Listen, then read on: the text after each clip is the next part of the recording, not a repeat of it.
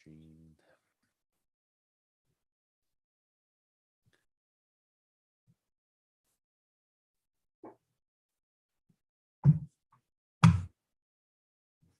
Hello, everyone. Thank you for joining us again for another episode of SEO Fight Club.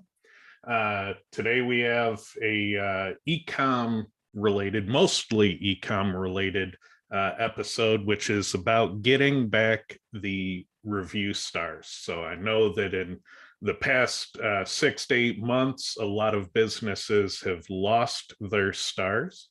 And so I took a little time and reviewed what's going on with that. And I have a few ideas, a few theories, and I thought we'd take a look at it today.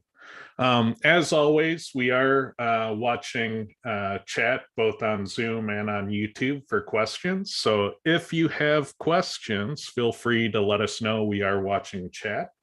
I'm just going to say hello in the chat real quick. And we can get on with our episode. So, Carolyn, what is going on with the podcast?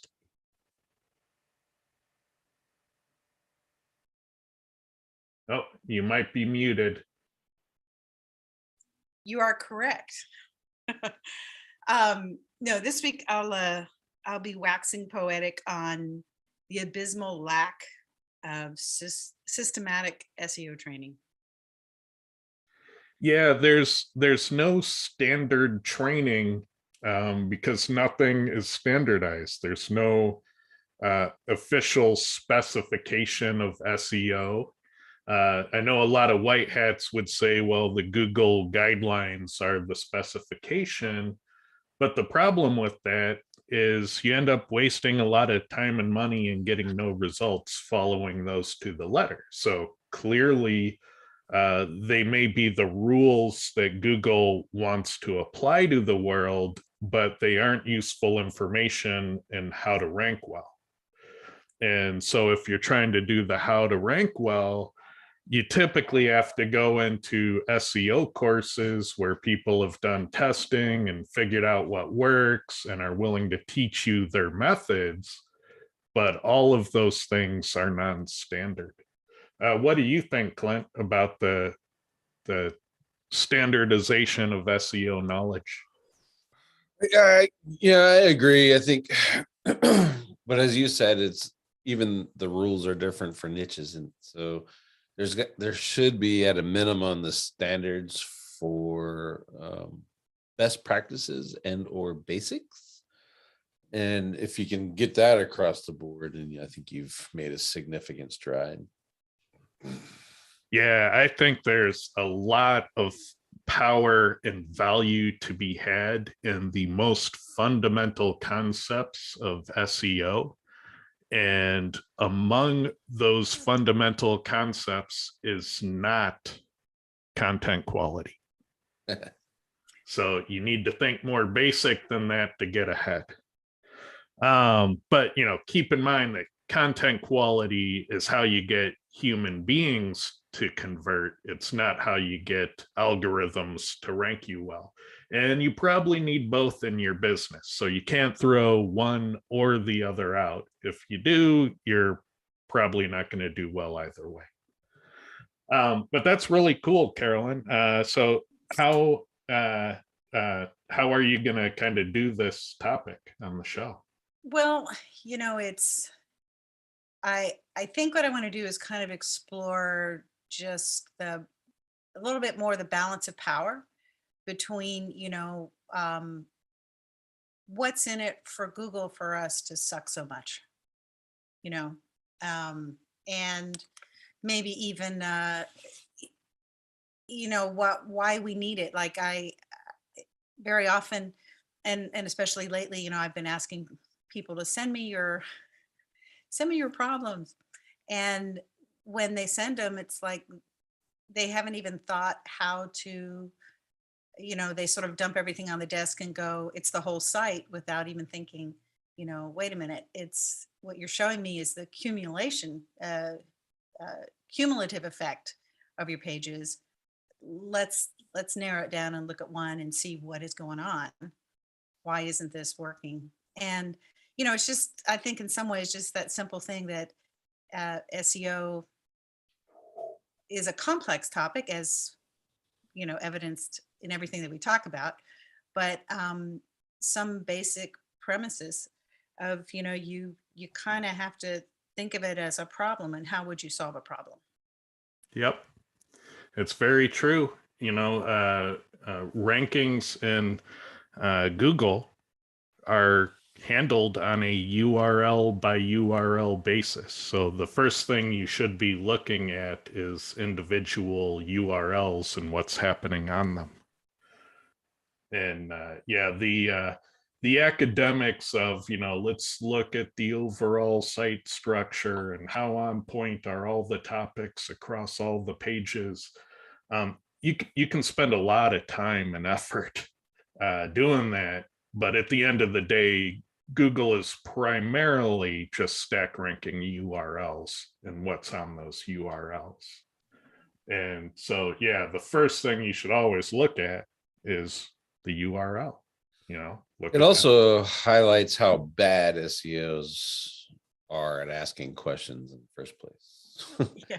I mean, all of us have seen it in groups. My website's losing traffic and I don't know why. Can you help? I mean, that is like the worst question ever.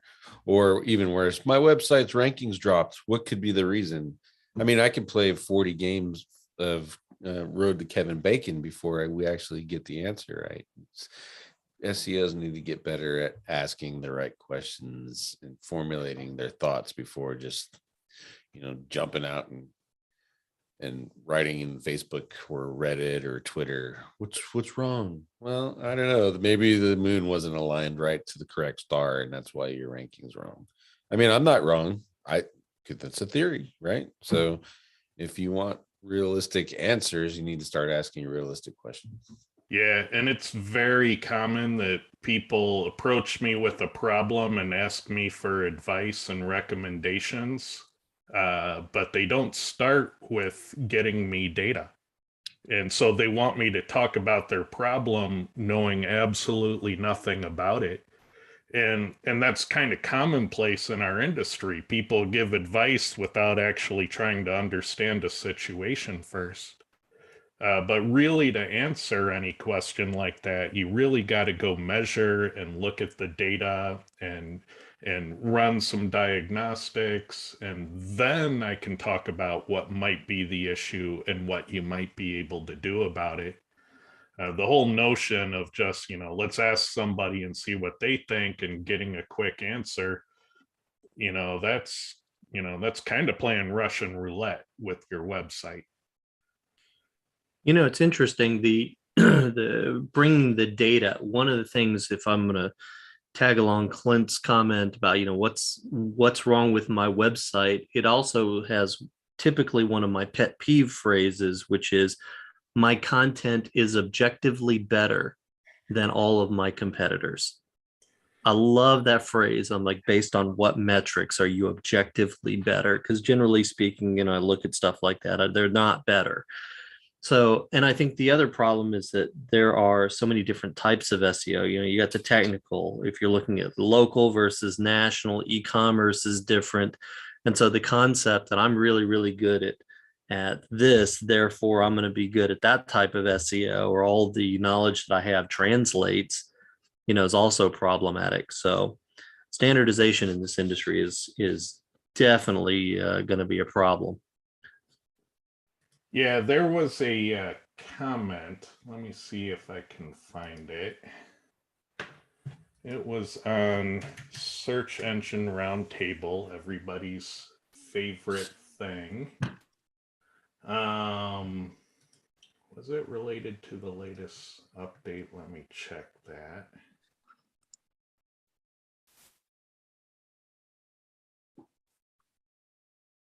I am looking for the comment. But in a nutshell, I'm not sure where the comment is. I'll have to look for it later.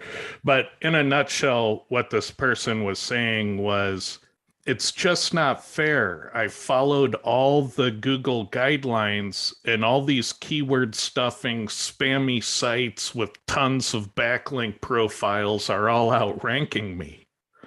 And I didn't respond to that comment, but I really wanted to respond. And what I wanted to say is the two things you described there, one of those is SEO and the other one isn't. And I'll let you decide which is which. And, you know, you might be right that they might be filthy web spammers beating you, but what are they beating you with? What is the body of knowledge that's letting them get ahead of you so efficiently and so easily? What are they exploiting? And what they're exploiting is the rules for how the system works, the SEO. And what you find is that, you know, so many people, they go into it going, well, Google must be the expert. They must have, you know, my best interests at heart. Why would they lie? They're a big corporation. And they're going to tell you a bunch of advice that might be well-intentioned, but it's not going to help you rank. The one thing it's not going to do is get you to the top of page one. And people spend tons of time and money on those guidelines, on those recommendations, and they don't get there. And so, you know, at some point you have to ask yourself, you know, what is SEO? And of those two scenarios that person is having a dilemma about, which one is SEO that works and which one probably isn't SEO at all? I mean, what do you think, Clint? Well, this kind of leads me into what I talked about on SEO this week, yesterday, and that's the search advocates are actually promoting 3 documents. One, Google guidelines, and the guidelines are just that. They're only guidelines. These aren't the rules. These are the guidelines. This is what we're looking for out of a website. It's just a guideline. And Gary Ilias has gone on record saying that parts of the Google quality rater guidelines are like 15 years old and have no application to search engine optimization right now. So one is Google needs to rewrite the guidelines. This is their own advocate saying this. Second, they got to have policies. These are the rules. These are the things we want you to do and not do to rank well in the search engines. And then finally is best practices. These are the things we want you to do, but we can't tell you to do or tell you not to do, because if we do, we're going to give away the search results.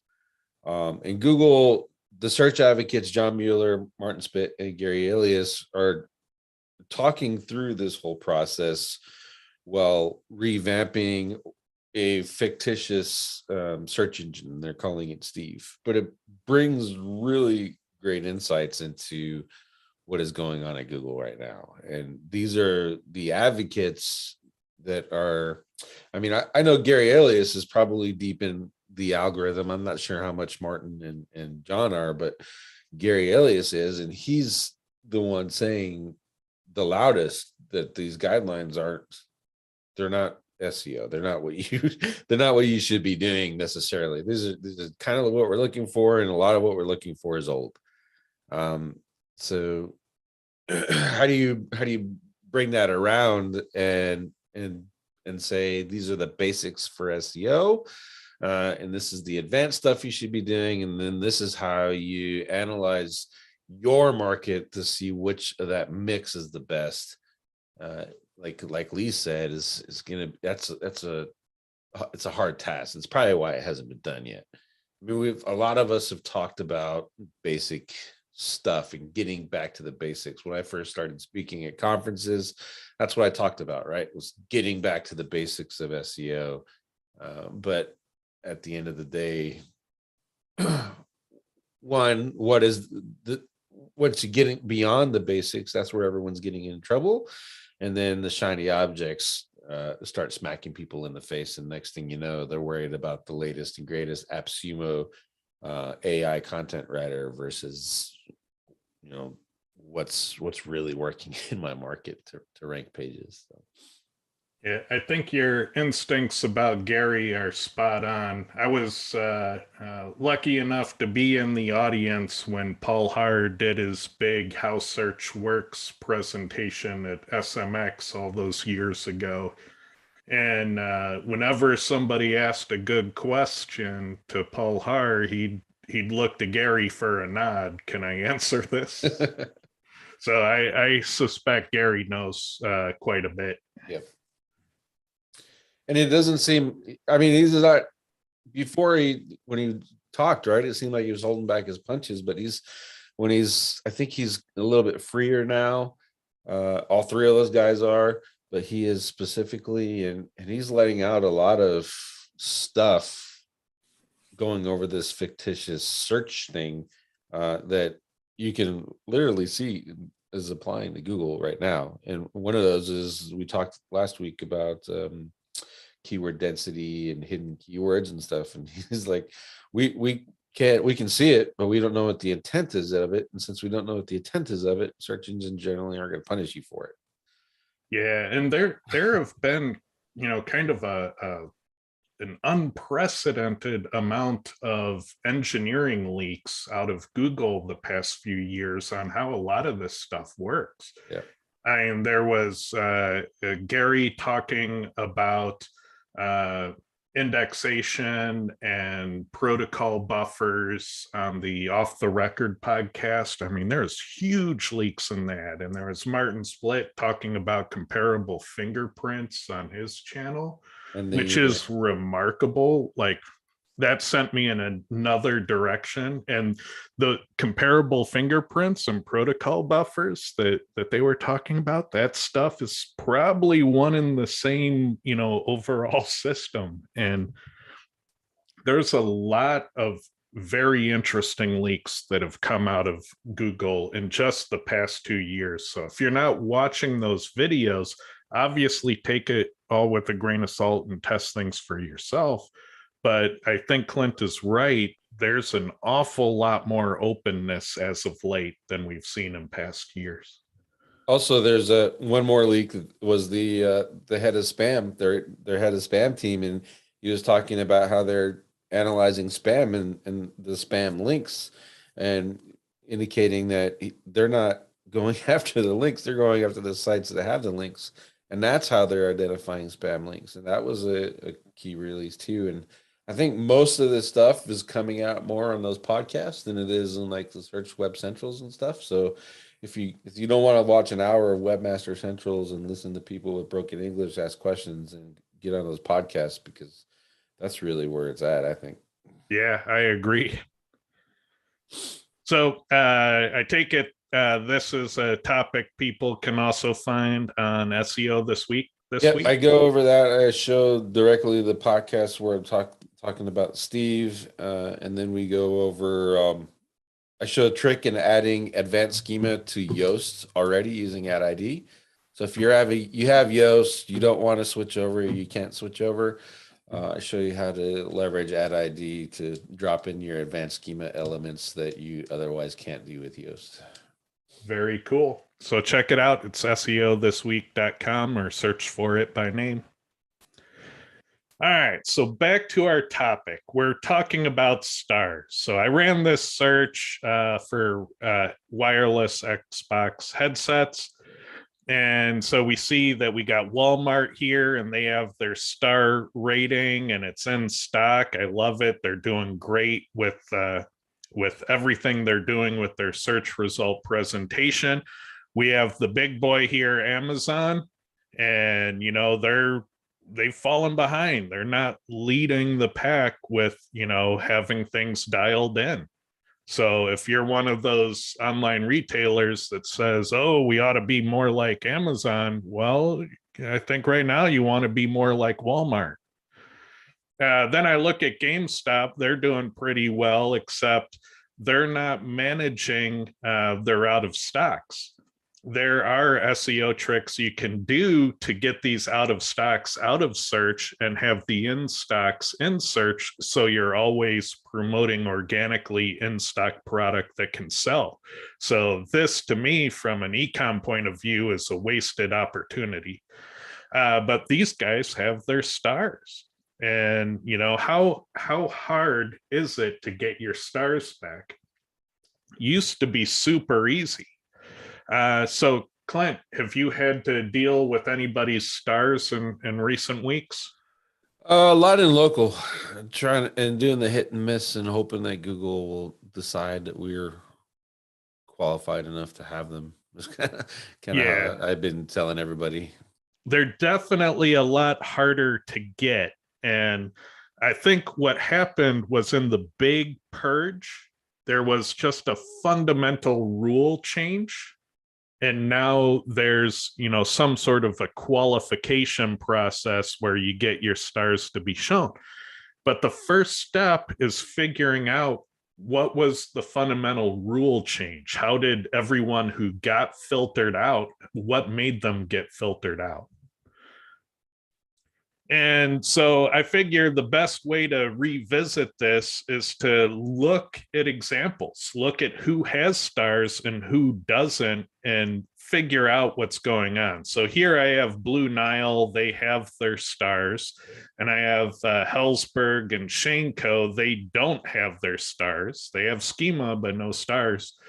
And when you take a close look, they tend to have two common problems. One is they have no reviews for a lot of their products, and they have no aggregate rating.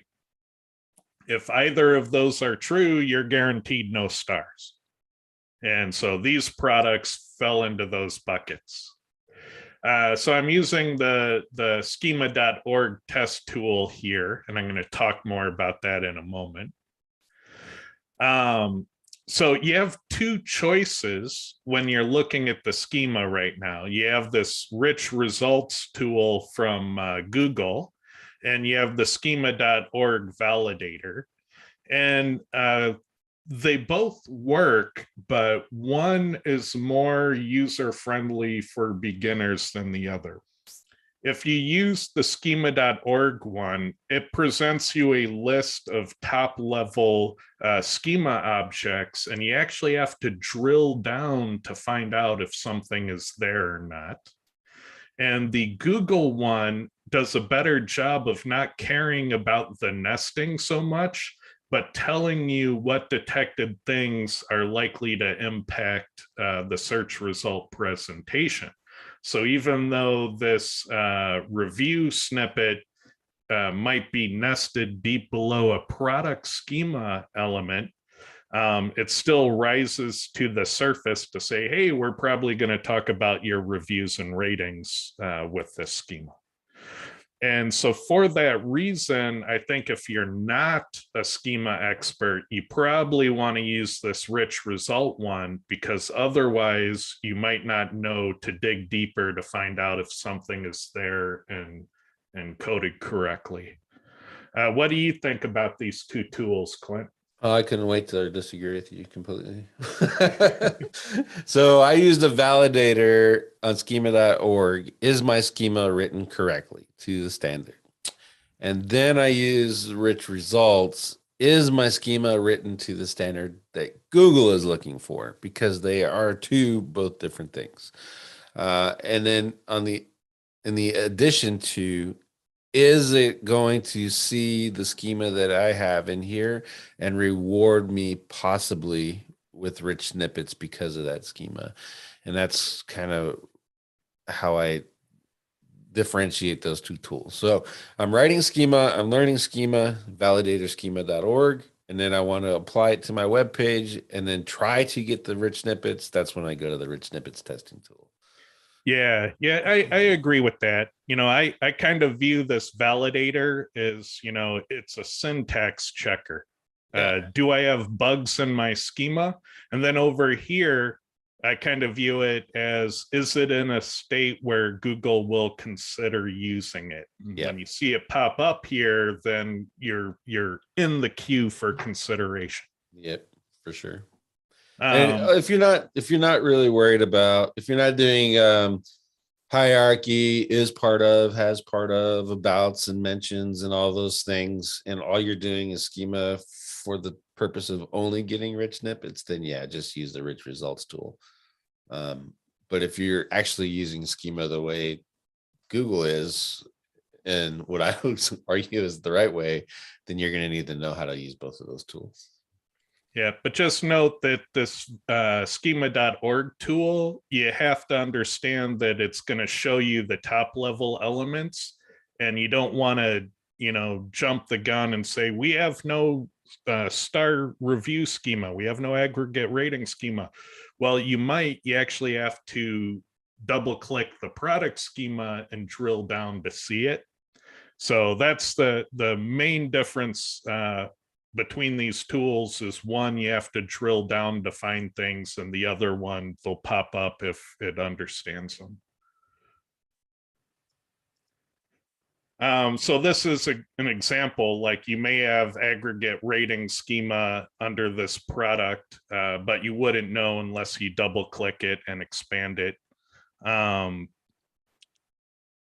So it's interesting. So this is one of those cases where it could be nested here, but Google the other rich result tool will automatically see it.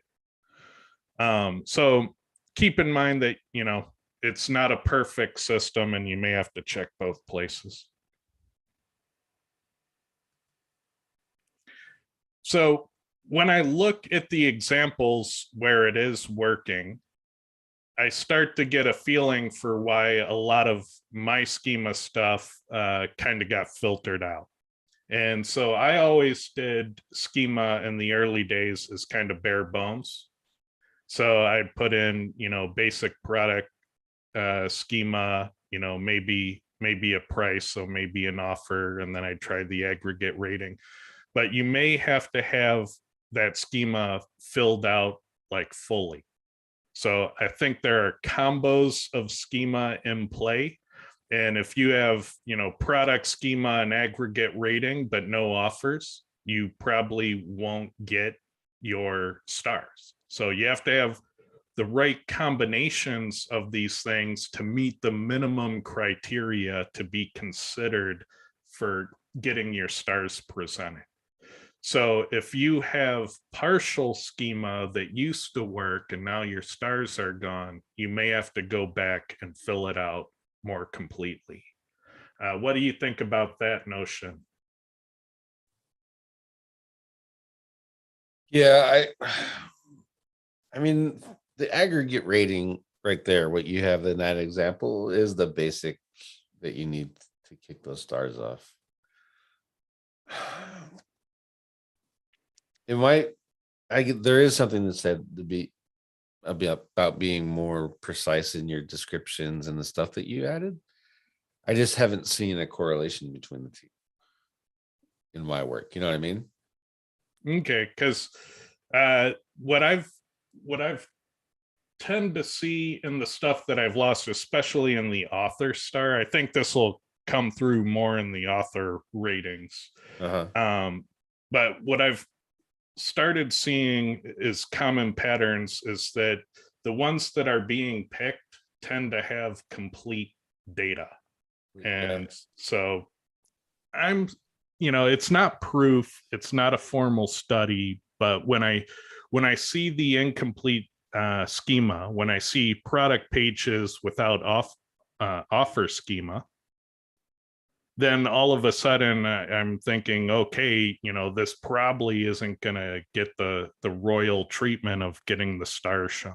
Right. I think, Google wants to know that the thing being rated is actionable. And if you can't specify a price for it, is it actionable? Is it actually? Yeah. And so, my instincts are telling me that you probably need to have some, minimum amount of completeness to your record in order to engage certain features.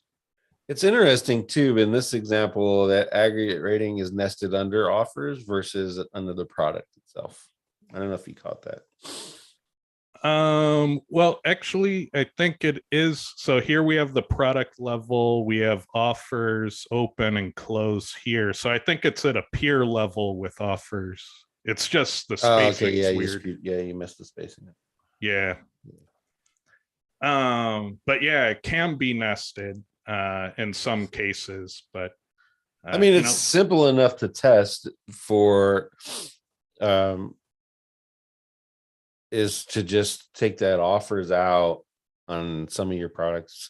I mean, if you have 10 products, you do 5 without the offers and 5 with just a product and see what happens. And if adding offers, which is really what 4 or 5 lines, is getting you the stars, increase your CTR, it's totally worth doing it. Oh yeah, I mean the stars, you need them. It's the best CRO option for online retail. Yeah. So one thing I noticed is that it still does work with the older microdata format where you're marking up the tags with these item prop labels.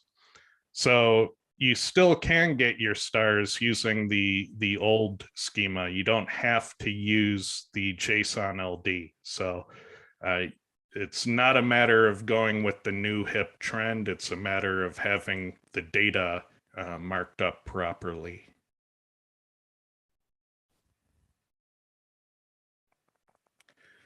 All right. The other thing I wanted to point out is that the data is slow to update. So it seems like this is an out of band thing. It's not like, I get crawled, I get indexed, and boom, it's instantly changed. You can be crawled and indexed and still have your schema data, out of agreement for quite some time. So Google can see the old value and the new value can be on an index page with new index content and, new rating data. But Google is doing this on a different time frame than indexing the pages. So you might have to wait. This could be something that Google updates monthly. It could be something Google updates quarterly. We don't know.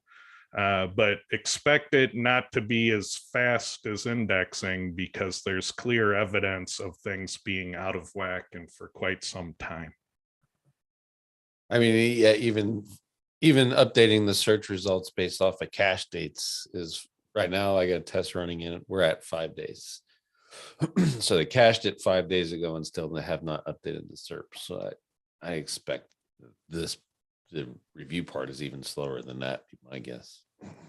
Yep. So I would imagine that there's probably a separate process on a separate time interval that Google does to, routinely update things, but it's not as fast as like indexing.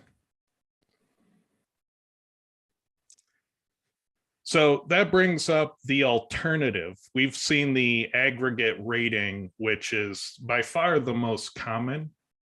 And, it's the one Google likes to use because it takes a lot of people to make an aggregate rating. And technically you can fake it, but in the US, there's some debate about whether or not that's illegal and can get you in trouble. It's clearly something that legitimate businesses are more apprehensive about doing is faking reviews. So a lot of there seems to be a lot more trust in the aggregate rating than there is in, say, something like the author rating.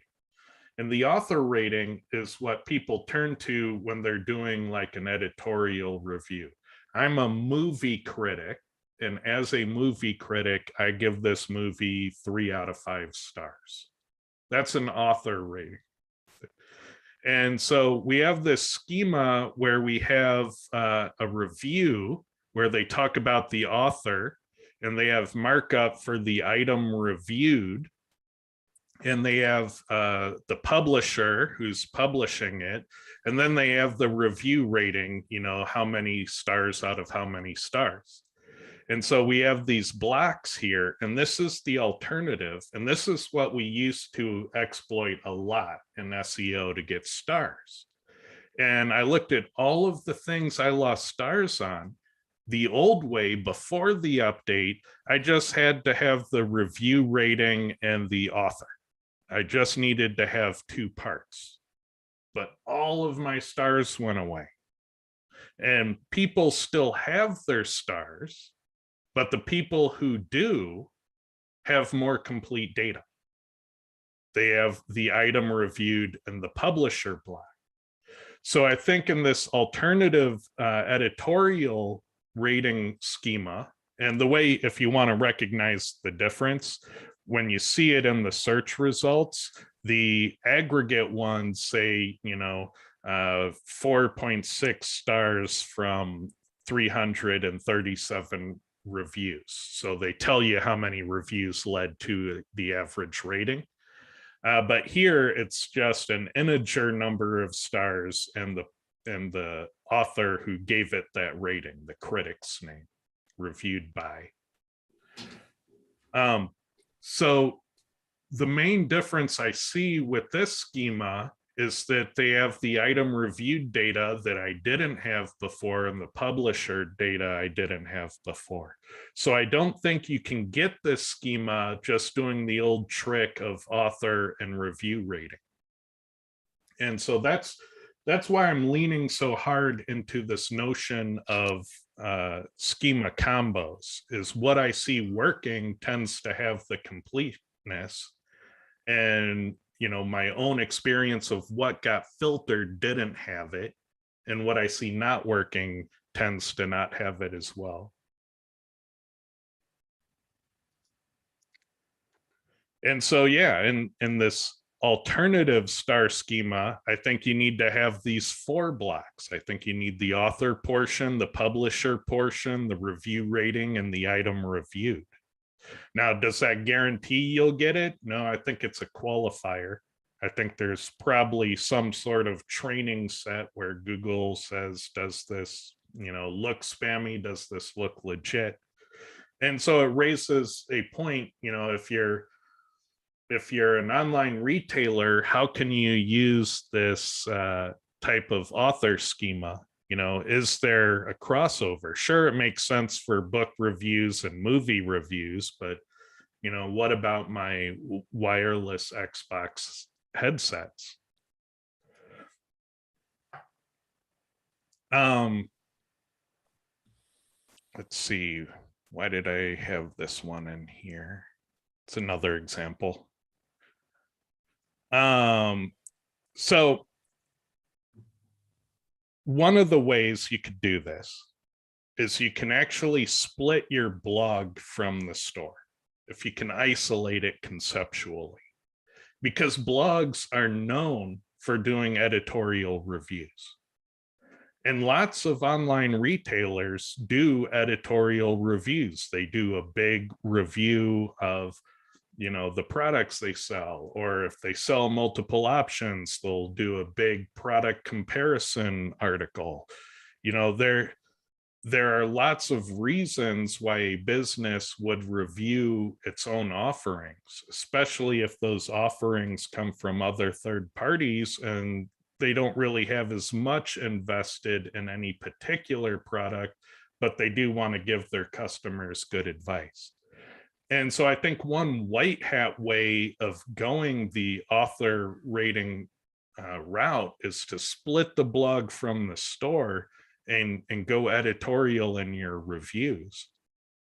And this probably allows you to capitalize more on other people's brands in a legitimate fair use way. When you do product comparisons, you're allowed to mention the products you're comparing. So, and if it's broken out of the store, you can't say that you're trying to sell based on those trademarks. It's an editorial article on a different website. So, there's probably ways to make it white hat where you use the author review schema. Have you used that author rating much, Clint? Google switched over I want to say it was like 3 months ago.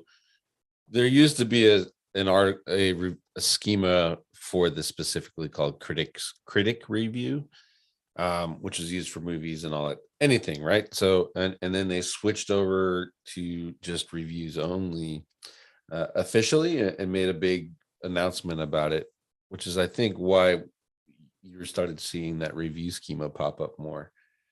Uh, which I was just thinking of that as you were talking earlier about it. So I figured Yeah, I'd add that. yeah, I definitely have been seeing it more as of late. On that, on the side of how an e-commerce could lend this, let's say you have a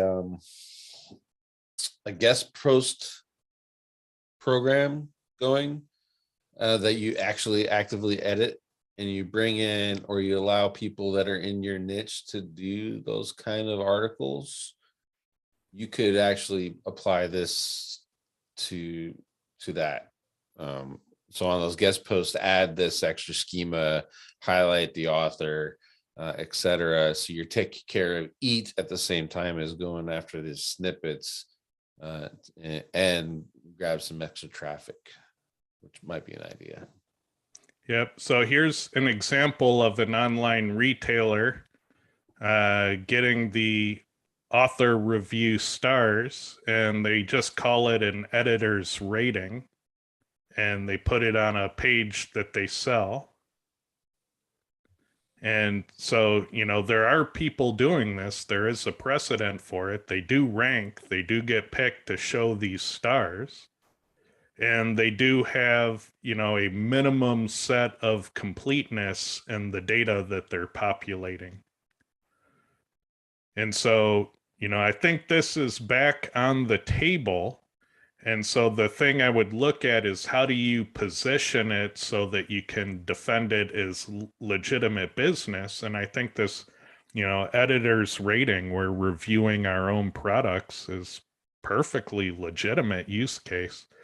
I do think that if you are doing blog posts on an e-commerce site, it's kind of better to break the domain apart, put them on two different domains, primarily because you don't want cannibalization. You want to allow the blog to talk about the same keywords that are on the category pages and the product pages.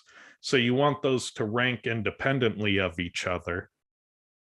But this is one way of getting a rating. And if it's on a different domain, the product page can reference this review and also use the review schema saying this review came from this website over here. As long as you're citing where the reviews come from, that's kind of how that works. Especially in the aggregate reviews, there are so many companies that have to say, my review score comes from TripAdvisor. Here's the link to the TripAdvisor reviews. It's like so commonplace. And so, I always advocate for breaking the blog out from the store simply because of cannibalization issues.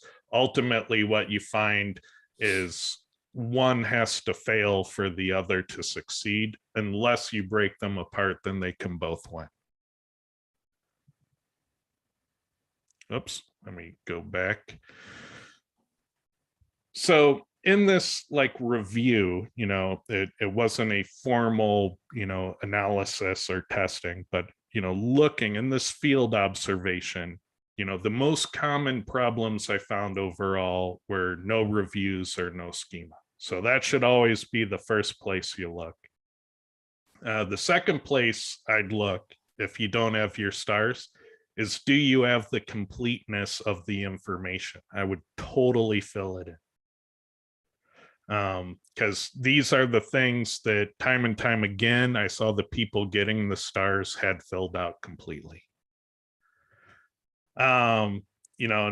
The warning on the schema.org, you do have to drill down to know if something is there or not. You can't use the preliminary screen as an indicator of that. So just note that if you're not used to using the schema.org tool, you do need to click on those entries and dig deeper. The old formats still work. That is totally verified. So your microdata schema on your old website is probably just fine, just might not be complete. So you can keep using it, just make it complete. And author rating of your own products appears to be allowed. Like there are numerous online retailers doing this, and they rank. It doesn't seem problematic, but you would probably want to position it in a way where you're being absolutely clear that it's an editorial review of your own product. And I think as long as you're doing that, it seems honest and truthful to me. So why not? If it gets you those stars, I mean, that's a great way of doing it. And the reason why I think you'd absolutely want to do it, if we go back to that beginning example, this one, where we have Blue Nile has it, but they have a ton of reviews. This is probably a newer product for Hellsberg, and they have no reviews. They have the aggregate rating stuff coded in. They just happen to have 0 reviews. But if you had a new product coming on board, you could have an internal editor do an editor's review on why this new product is more special than the older products. And then all of a sudden you have that author rating and stars for your 0 review aggregate rating. And so, it's a way of getting stars onto your products before you have, the critical mass of reviews. Now, keep in mind, the other thing I saw, I didn't create a slide for this, was there are people getting aggregate review ratings with 1 review. You don't get them with 0, but you can get them with 1, which I think is totally ridiculous. It's not an aggregate with 1 review. But it works. You will see that out there in the field. So either way, you either need to get 1 review or you could do the editorial rating. What do you think, Lee? Well, I was just mumbling here on mute that my mother would disagree with you on the 1 star. It's how you get all the best reviews is from mom. But yeah, I think that, a lot of times we look at stuff strictly from an SEO perspective and, not as much from a CRO perspective. And the stars are definitely something which gets you additional clicks, additional traffic. So, and I like the approach that you've used here. Well, it's not, the full, I went out and did 10,000 websites and, looked at the schema and which ones and what percentage type of situation. I think it helps. And I know that Clint plays around a lot with schema. So when he's seeing the same things and utilizing the same, some of the same methods, I think it's probably really good advice for people to use to get those stars. Yeah. And, all of the pages I had that had the editorial rating and lost their stars. And the only difference between my schema and this schema is I didn't have the item reviewed block and I didn't have the publisher block. And so my next move is to go back and plug those 2 in and see what happens. Cool. So let's see if there are any questions.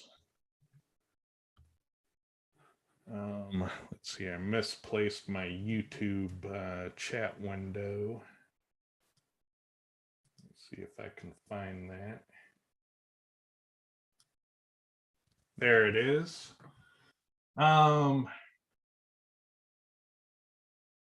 So Charles Taylor says the #1 SEO skill is not technical or content, it's problem solving. Yeah, that's a good one. Let's see, Arcady says a product has dozens of different sizes. different facets. Each size would be on its own page or URL. In some store platforms, that's true, not all. If someone searches a similar, not same size, would it be able to rank for that term? Technically, what's going to happen is if they search without the size as part of the search term, Google's typically going to show the result that has the best page rank. So it's going to look at the different ones and figure out which one is kind of the best representative based on how they're scoring. And that one will be, fairly consistently shown. So it's important that you try to make sure that those pages are unique enough that they can rank independently. Sometimes you can see multiples if it's like a branded search, but it can be tricky. It can be cannibalized. Oftentimes what there will be is a general product description pages, and yet below that will be the variation pages. You can have all the variation pages then canonicalized to the broader product description page, at which point, hopefully, that will be the one selected for presentation. But it's really difficult when there are configurable products or lots of different product variants that are very closely related. And it's not a silly question. It's nerve-wracking and very difficult to work with. So it's a very common problem that you have to figure it out. And there's even rules and regulations for how you present your product data in Google's Merchant Center. For example, when you create a feed that shows up, so your products show up in the Google shopping results, you have to actually link to the proper variation, and it has to display the correct colors and pricing and options.